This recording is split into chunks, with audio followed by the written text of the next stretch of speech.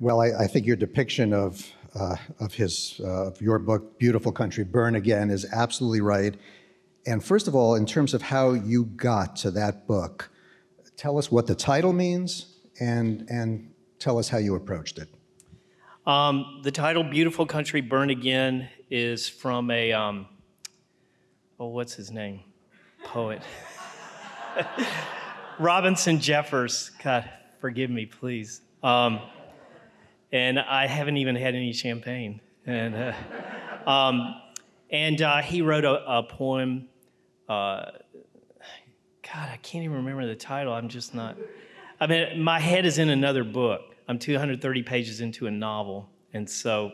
But let me gear back into this. But anyway, it's a poem, a West Coast poem, and the lines go: "Beautiful country, burn again. Point Pinos down to the Sur rivers, burn as before with bitter wonders, fire and ocean and the Carmel waters." But I came across Beautiful Country, Burn Again in a piece by Joan Didion. And when you do this kind of work, you kind of trust that the titles will come. And I came across that line in her book, South by Southwest. And I was like, there's my title, Beautiful Country, Burn Again, because we do have a beautiful country. And it has burned twice before. And it sort of feels like we may be on the cusp of a third burning. So anyway, that's the title. And despite the fact that we may be on the cusp of a third burning, you have a great sense of humor. And it comes through in here, but it doesn't start out with a great sense of humor. Well, actually, it sort of does. In the prologue, you write, as you covered the 2016 presidential campaign, 2016 was the year all the crazy parts of America ran amok over the rest. How did you come to that insight? Well, it was a crazy year when we came to the end of it, but in the midst of it, I think I'm not alone in having had the thought that, and the feeling that things are really nuts. And it was just every day, it seems like 2 or 3 or 4 things would happen where it just felt like the country was off the rails.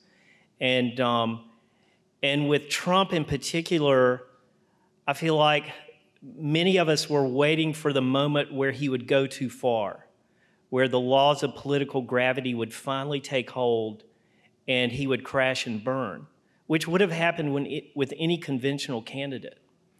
And the year got crazier and crazier. It was a very violent year. And when I started writing this book, trying to figure out how to jam the context into these particular areas I was exploring, I came up with this Book of Days thing, where these short chapters in between the main chapters where I'm just like shotgunning all these things that happened in a particular month, to remind myself and hopefully the reader also of just how, dizzying and disorienting that year was. And dizzying and disorienting, and it's interesting because we all lived through it. But when I read your book, and I know a lot of other people who have read your book, it's, well, I didn't quite get it that way. I didn't see that. I didn't notice it, and that's partly because of the juxtapositions you do. But early on in your writing career, you wrote a book about Texas, and I read in the Texas Monthly, you said, and you live in Texas, you said, the only way I could approach this is if I viewed and approached Texas as a foreign country that I've never visited before. And you know what? I used to write for Peter Jennings, and he used to approach his U.S. stories the very same way, because then you notice things that you would have never noticed. Did you approach the American presidential election as if it were a foreign country, and what did that enable you to see, if so? Well, I tried to stay alive and alert to what was going on. And, there were a lot of daily journalists who did excellent work that year. They're down in the trenches. I viewed myself as very much a dilettante, or sort of like the fighter pilot who gets to make a few passes and strafing runs, over the lines, and then I'm back at the base in time for drinks. Whereas they're down in the trenches slogging it out every day. So I have a lot of respect. Except I have to interrupt you because I don't think you were looking at it necessarily always from up here. You immersed yourself, you got embedded, and I want you to read one chapter, because in order to really appreciate Ben Found, you have to read it. You have to read his work. Please read the chapter. And so much has been written about Donald Trump. Like, who can give us more insight into Trump, and who is passionate about Donald Trump without insulting the people who are passionate about him? And I think you just nailed it in this passage. Okay, it's on page 2 of the book, and so I'm talking about, Donald Trump and how all the contradictions and flagrancies, is that even a word, flagrancies? It is now. We're just out in plain sight, and it seemed not only not to hurt him, but to boost him. And so this is my riff. How strange that this star and symbol of big city life should become the hero of the heartland. All those millions of wholesome acres of Bible belts that trust the nation's middle and nether regions. The guy from Sodom and Gomorrah was all right. His insults and earthiness were received as authenticity. Here at last was a man who would stick it to the elites after all these years of eating their crap. The sniffy pieties about tolerance and diversity forced down your throat by the pinheads who'd figured it all out. It was galling. It got you down on yourself. It made you touchy and weak where you used to be strong. Then this badass comes along and puts it right out there every time he flaps his mouth. Says all the things you wanted to say all these years as you lived in constant apology just for being who you are. Diminished, depressed, bottled up, pissed off. 100 fuck yous a day muttered at Obama and his crowd. Heavy weather from Washington all the days of the year. A miracle, the white man who says what he wants. Free, free at last. This may be the most powerful medicine in politics. The leader who delivers a man to his natural self. To be acknowledged as you are, affirmed and blessed from above. One can imagine it as a spiritual experience. A profound burden is lifted. No more doubt, no dark loathings, only the certainty that you are good and on God's side. Ecstasy isn't out of the question. What greater thrill besides sex to be delivered to yourself, liberated from the bad opinion of your enemies? Something of that ecstasy could be heard at Trump's rallies. Build that wall and lock her up, bellowed like Romans watching lions sink their teeth into Christian flesh. He tells it like it is. How often we heard him praised in those terms. He says what a lot of people are thinking. Apparently so. Many more than were willing to admit it to the pollsters. And this gets, and you don't have the word race in there, but there is a lot of thought put into the race issue in America. And the way you capture that, you say the most reliable play in the American power grab book is racism. Tell us what you mean by that, and how did you see it on the campaign trail? All right, well, this is the year 2019. And white supremacy began in America exactly 400 years ago this year.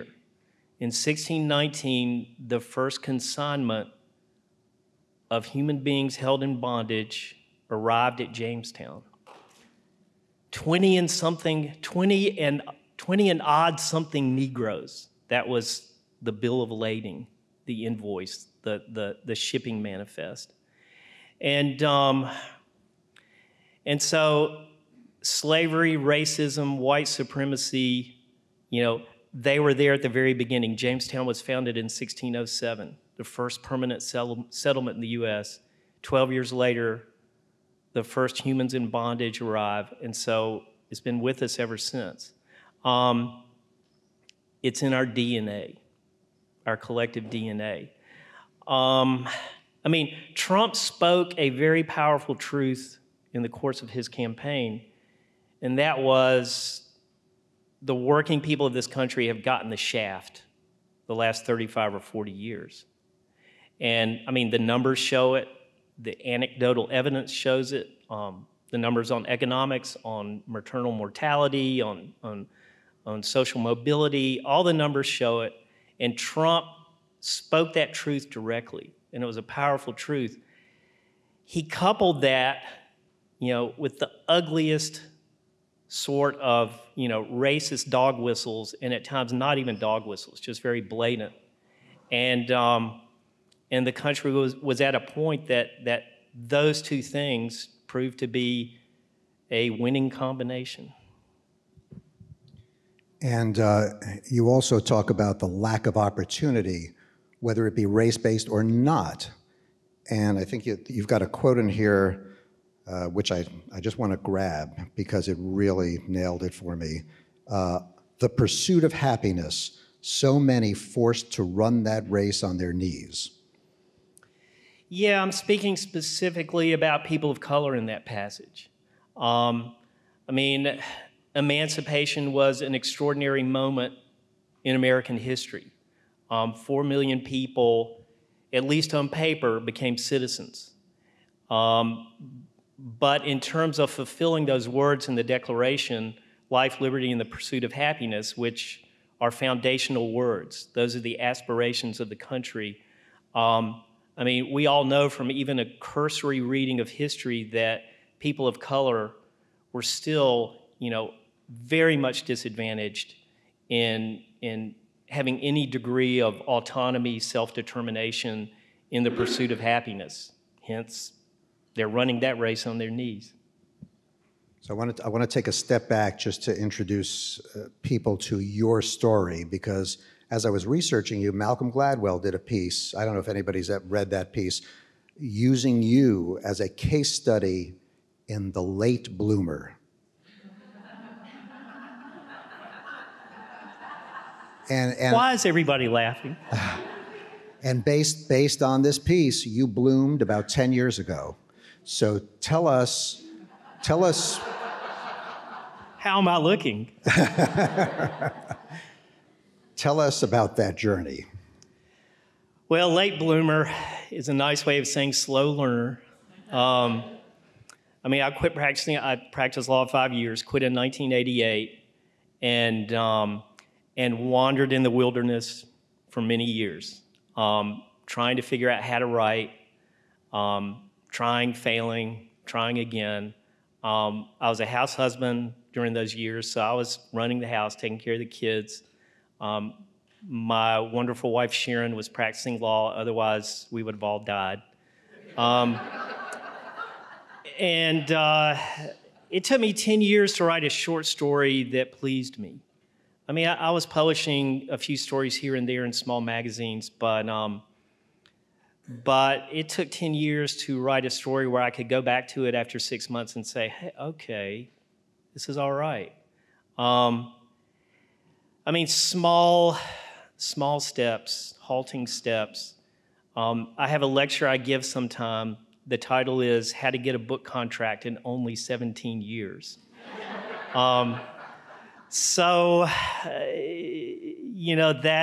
That's my sad story. So are you a very religious man? Is it that you had faith it would all work out? Well, it was more like I'm all in. And I had to be all in if I was ever going to do any kind of worthwhile work. Like, I did not have a backup plan. I was not going to go back to practicing law. And so it was this or nothing. And at a certain point, I got pretty zen about it. It was, all right, I'm going to take pleasure in the work itself and seeing myself get stronger, over time. It is an exploration, and I'm working at an art, and I'll take pleasure in that. And if I never have any worldly success to speak of, can I live with that? And I decided, yeah, I can live with that. I'll just live my little life here in North Dallas and be the dad who's a bum, who says he's writing, but, nobody ever's really writing. And by the way, and you didn't have a linear plan, because as I read it, and you've got to tell us, when we were talking last night, you said, your next book is a novel. And by the way, I want to try to steer you away today from the novel and bring you back to, I want your next book to be on the 2020 election. Can we draft you? Because I think we need you to cover that. But nevertheless, Haiti, you said your next novel is on Haiti. I'm thinking, oh my God, why do we need to hear about Haiti now when we need you for the election? Well, you know, I started going to Haiti in 1991. Just out of instinct and intuition, I felt like I needed to go to a very hard place with a much different reality from the white middle class reality I'd grown up in and lived in my whole life. And so in 2016, Haiti was having a presidential election alongside ours, and I pitched a story to The Guardian.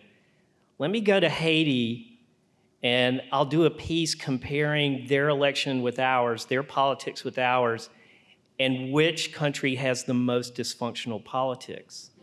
And it wasn't in the travel budget, so we didn't do it. But anyway, I mean. But it sounds like when you left for Haiti on that very first time, which was how many years ago? 1991. You hadn't published anything yet. And I'd published a couple of small stories. And you're going off to Haiti for what purpose? I had a notion for a novel, which, I mean, it's totally ridiculous. I mean, why would I set a novel in Haiti? But when you do this kind of work, I mean, you learn to a large extent, you've got to follow your instincts and intuition. And sometimes they will lead you down the wrong path. But maybe that's, in a weird way, necessary. You know, I've always been interested in politics and power and economics and race and just, you know, the big forces and how they tend to grind up ordinary people. And I felt like Haiti was a laboratory for that. I mean, so many of the layers are stripped away and you can see the process in brutally frank form. And so I thought, okay, I'll go to Haiti and maybe I'll learn some things. And is there anything you brought back from Haiti that really informed the way you see what's going on in America? Yeah, I mean, Haiti radicalized me. One of my first trips, the fellow who was guiding me around, who became a fast friend and was one of the best people I've ever known in my life, we were in a bookstore because I'm a book nerd. I said, take me to the bookstore. And there was a biography of Fidel Castro sitting on the table with, you know, the big picture of Fidel, and he pointed to it and said, that's a good guy. And you know, I'd had 34 years of American indoctrination, and I was like, hey, you know, Fidel's a monster. You know, he's terrible. And but when you look at it from the Haitian point of view, right, Fidel took power in 59, Duvalier took power in 57. Duvalier became, for the most part, a fast friend of the United States. Fidel, obviously, you know, it turned out differently. You look at the difference between Haiti and Cuba. Cuba, everybody has health care, everybody has education. It's a tough place to live, but you have those two things. In Haiti, the economics are worse. I mean, there's no public education. The healthcare system is non-existent. And so you contrast those two places and you can see how a Haitian man would look at Fidel and say, yeah, he did a lot for his people. Let me ask you you talk about, I want to get back to the 2020 election, looking ahead, because I really think you have an invaluable perspective. And, you know, you went from primary to primary. Some of the material you write about Iowa is really fascinating. And it's not insulting, but it really tells you this is what you're not seeing on the television or reading about. And you sort of talk about the Iowa stink. So I want to bring it back to America and just tell us what you experienced in Iowa, because Iowa's just around the corner. Well, I mean, in this book, I'm trying to give the reader an experience, like I had an experience. And I feel like when books are working, if they're rising to the level of literature, and by literature I don't mean, you know, fancy writing by people in ascots and turtlenecks, but writing that's really getting down into the real stuff of life. You know, all the confusion and complexity and contingency. And so I thought, if this book is going to be any good, worth anything, I've got to make it an experience for the reader as opposed to information. I think experiences are what change us, not so much information. So to illustrate that, I just pulled up two passages that I'd love you to read. They're very brief passages in Iowa, and it's here and then the next page, All right. just the highlighted. Okay. All right, so we're in Iowa. It's a beautiful country, pretty much heartbreaking in the golden afternoon light, and as reported by Richard Manning in Harper's, highly toxic. Massive concentrations of nitrates from chemical fertilizers in the shit of some 21 million Iowa hogs and 52 million Iowa chickens, most of them housed in animal factories, have rendered much of the state's drinking water unfit for human consumption. All right, so I'm rolling through the Iowa landscape. It's so beautiful. All right. With Manning's report in mind, the pleasure one gets from the beauties of the Iowa landscape is distinctly conflicted. And when you add the olfactory sense, the fact is Iowa stinks. Literally, pervasively, far and wide, and end to end. I grew up in the sticks, North Carolina, and know from farm smells, but Iowa is of a different order altogether. Its stench goes well beyond the localized funk of the barnyard, the ammoniac reek of summer shit in the stable and pen. Iowa is skunky like a pulp mill is skunky, like the sediment tanks of a big city sewage treatment plant. God, I'm really rough on Iowa, aren't I? It takes industrial scale effort to create cosmic stinks like this. People of Iowa, I apologize. No offense intended. Yeah, you get so into that, and I almost feel like you understand from the inside. I mean, you've clearly embedded yourself in these places, and moving ahead to how we can sort of save our country from burning again. And that's where I don't know how much thought you've given to it. You've documented what the risks are, but you write early on, this book may be read as the record of a developing crisis, one drastic enough to raise the possibility of a third reinvention. One wonders what manner of burning awaits us in this time of Trump. And now we've had a couple of years to see it. And again, this is on a nonpartisan basis. And by the way, those first two burnings, just to be clear for people, the Civil War was the first one. Lincoln came in and saved us. The Great Depression was the second one. And so we might be on the verge of this third burning. So it makes me think, there's a guy, William Ury, who wrote the book Getting to Yes. He's one of the great conflict resolution negotiators. And I interviewed him from Colombia after this Colombia peace deal was signed just recently with the FARC guerrillas. And I know you have a short story about a FARC guerrilla, or a member of FARC.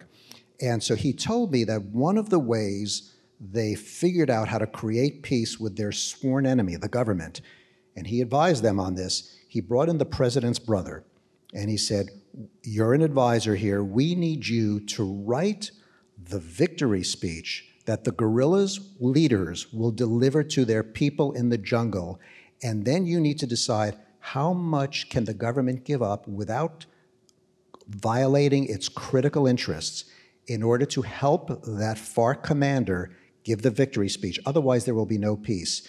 From that first passage you read and everything else I'm reading here, you have a deep understanding of all the sides in this conflagration. Can you think of a speech or an opening line of a speech that the supporters of, say, a Donald Trump might be given and feel like there is a victory here even if we lose an election? Well, that's a great way to frame this whole issue. Let me just say that those first two burnings, the Civil War and Emancipation and the Great Depression and the New Deal, were not triumphs of consensus politics. I mean, the Civil War, the emancipation of people held in bondage, I mean, it was the result of the bloodiest war in the country's history. I mean, we had tried consensus politics. That was the Great Compromise of 1850, and then another compromise in 1854. And those were not just moral failures, but political failures. And so by 1865, no one would call that result consensus. Emancipation was rammed down the South's throat, as it damn well should have been.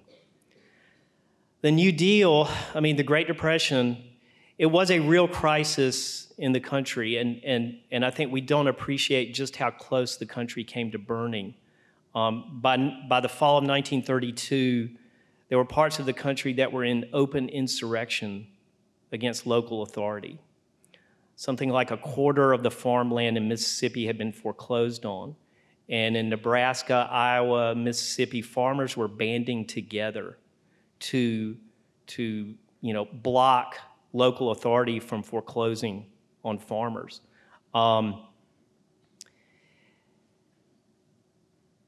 The New Deal, I mean, Franklin Roosevelt won in 1932 in a landslide and brought with him a heavily Democratic Congress. And then 1934 and 1936, I mean, his hand was strengthened by the electoral result. The New Deal was not a triumph of consensus politics. It was a politics that flattened the opposition, and an opposition which deserved to be flattened. The country had to be remade if it was going to continue as an arguably authentic constitutional democracy. And the opposition was so flattened that for the next 40 years, the center of American politics was in a much different place than it had been prior to 1932. And it wasn't until the election of Reagan that the opposition, started to get real pushback against the society that the New Deal had created. So, I mean, when I listen to Howard Schultz and other prophets of consensus and getting to yes, I mean, I want to get to yes. I do not want the country to burn. Those are dangerous situations and volatile situations, and there are too many variables. You don't know what's going to happen. But I really wonder how we're going to get to yes at this point, short of having to go through some kind of existential crisis. That was a great technique, which this gentleman who, advised the Colombian government, and so the FARC and the government did reach an agreement, which was rejected by the people in a vote. And so, all right, well, okay, we got to yes, but we didn't. And so I just, we can talk more about this, but I think it's going to be very tough at this point in our politics to create a new consensus short of an existential crisis. It's interesting because I'm interviewing Sylvia Earle, the great oceanographer and deep sea explorer, later today, and a lot of people feel that it's the same issue with the climate and our environment, that we must see the existential crisis before we act. I want to turn it over to the audience for questions, but you did mention one quick line, is that you're just a boy from the sticks. Does that give you an advantage somehow? Well, it is who I am. What do you mean by coming from the sticks? Well, I grew up in a couple of small towns in North Carolina, in eastern North Carolina, tobacco country, and my maternal grandfather was a tobacco farmer, so I spent summers down on the farm, which I loved. I wanted to be a farmer for a long time, but I don't know, that's who I am. I have a different background than someone who grew up in New York, and most of my family voted for Trump, and they are well-educated, prosperous people, people with good hearts, and so why did they vote for Donald Trump when they can see, they would admit, yeah, he's a charlatan, he's a con man, he's a hustler, but, and it's in that but that the whole world pivots. It's interesting because one of our volunteers here, Kathleen in the back, who I think works at the library, right before we started, she said, I love your chapter on the history of the phony. And it was somebody you talked about in Texas, where you live. Do you want to just give us a thumbnail, and then I'll turn it over to questions? Yeah, there's a chapter in the book called "The Phony in American Politics," and it's basically about our tradition of con men and occasionally con women who bamboozle us and flim-flam us. And I mean, we are amazingly susceptible to these characters. And so I go into like the sub-presidential level is where you really find the colorful con artists like Pappy O'Daniel in Texas. He rode high for 6 or 7 years. He was a flower salesman, and he had a radio show, and he was the first media celebrity in the Southwest, and he used that as a springboard for his political career. And Joe McCarthy, the famous Republican senator from Wisconsin, he rode high for 5 or 6 years, and these individuals they are just patently full of it. And yet, there is something in us we want to believe, and so we fall for it over and over again. And I think I only mentioned Trump once in that piece, but I'm hoping by virtue of restraint, that the reader will make this very short leap, step hop from, Joe McCarthy and Pappy O'Daniel to certain figures in our own time. Well, as a great Hollywood producer once says, "Oh, it's okay to be subtle as long as you're obvious about it." Why don't we open it up to questions? Does anybody have questions for Ben Fountain? Yes. Is there a microphone for the... I'll repeat the question. How about that? You talked about the burning of the country. It seems that the institutions that are burning within this country are also burning elsewhere on the planet. And it seems that this strange conflagration is eroding, let's call it civilization, as a hyperbole. But is that fundamentally different than the prior two burnings? Yeah, is the current, crisis in institutions and the traditional order, say the post-World War II order, is it similar to previous burnings? Yeah, similar in this respect that ordinary people have gotten the shaft for the last 35 or 40 years. They're starting to figure it out by virtue of experience. It's harder and harder for people to make it, get ahead, provide basic things for their families. And also the political process, the institutions, they haven't allowed for change and not enough change. And so certainly for, slaves in the United States prior to 1865, the political process, the institutions were not serving their needs by any stretch of the imagination. And by 1932, the political processes to that point had proved so unresponsive to people that they voted overwhelmingly for a new regime. And what was overtly offered as a new regime, Franklin Roosevelt said, we have to go in a different direction.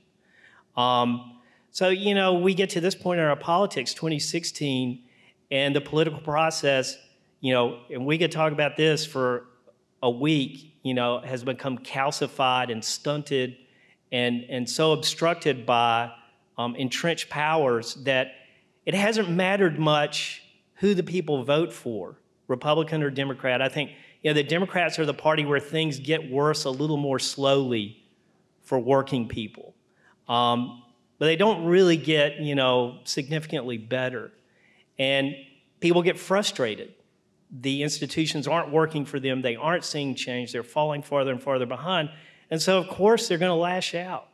And we're seeing that all over the Western world. Other questions?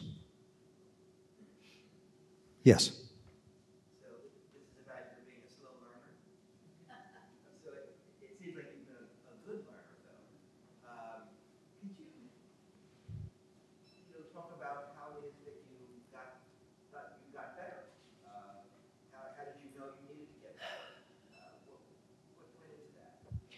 Yeah, being a slow learner, how did I get better to the extent I got better? How did it happen? I don't know.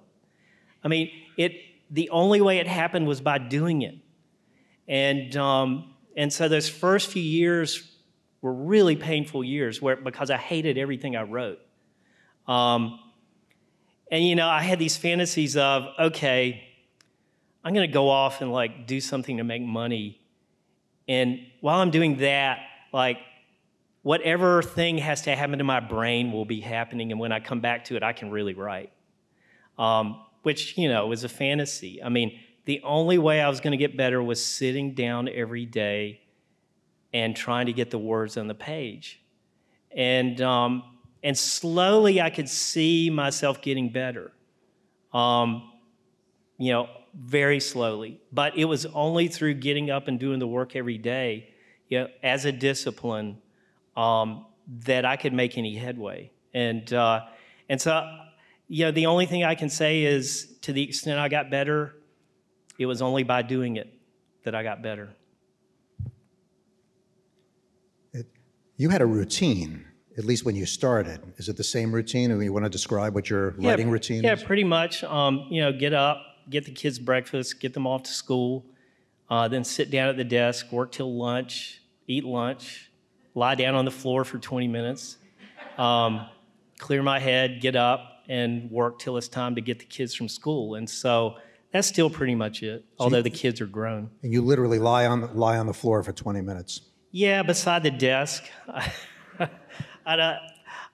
Sometimes I actually, you know, lie down in a bed, but I don't know, it just feels right to lie down on the floor by the desk, not to get too far away from it. Right. That's a very... I mean, I wear my underwear sometimes, you know, when I'm writing, if we really want to get down into the nitty-gritty. Wow. Before you said that, the images I couldn't get out of my head were in the book, but now I... Yes.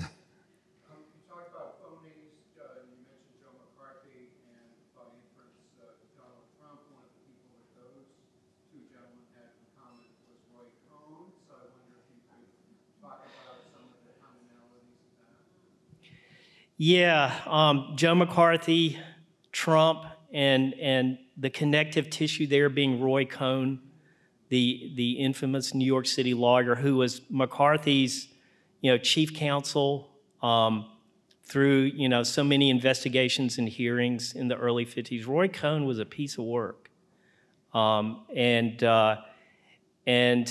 he was a young man with Joe McCarthy, an older man, you know, when Trump came along, and Trump learned, you know, as Trump says, I learned a lot from Roy Cohn. Like, when they punch, you punch back twice as hard. And, I mean, Roy Cohn was a stinker. That's all there is to it. I mean, he was, if not amoral, immoral. He lied, he cheated, he stole. I mean, you know, I mean, sometimes you just got to say it is what it is. And so the fact that Trump and McCarthy have this gentleman in common, I mean, you know, we need to pay attention. We need to look, like, be alive and alert to what the hell is going on.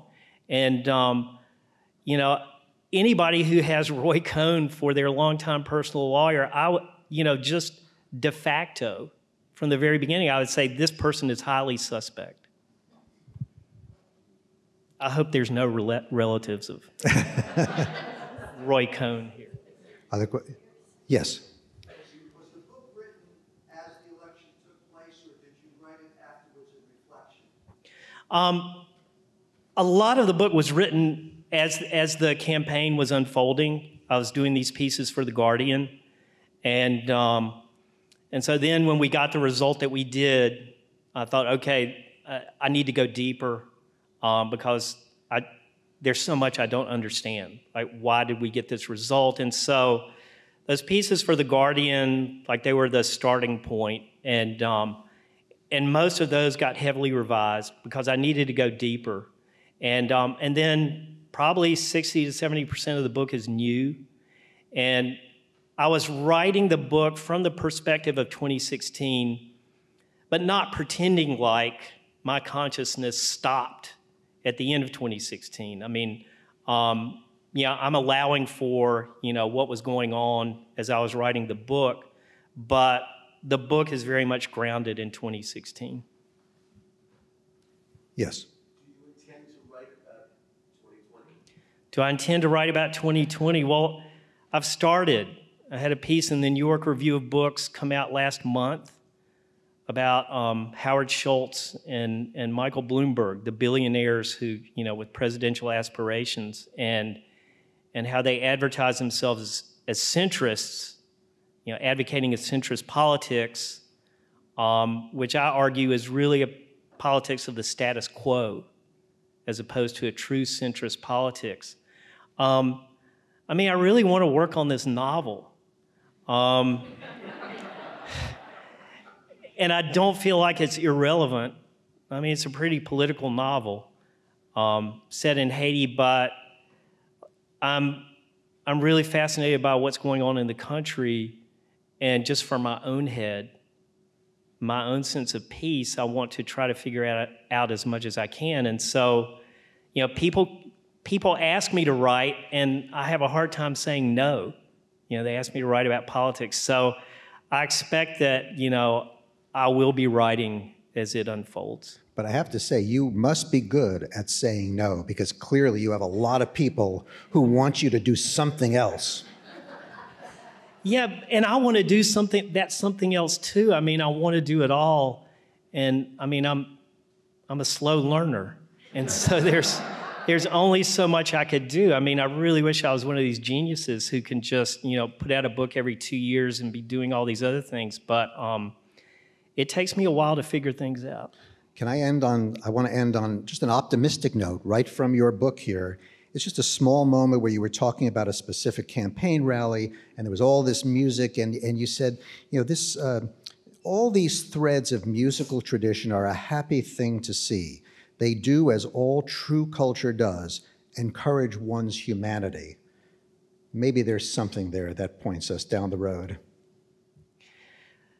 I think there are a lot of reasons to be hopeful, and a big reason is the sheer variedness of American culture.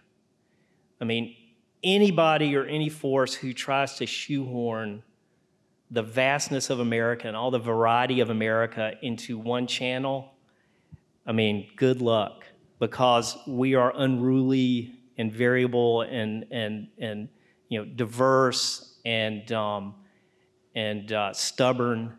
And so I think our sheer variety and hard-headedness and joy in the various cultures we have made here, that come from various places, that may be our saving grace.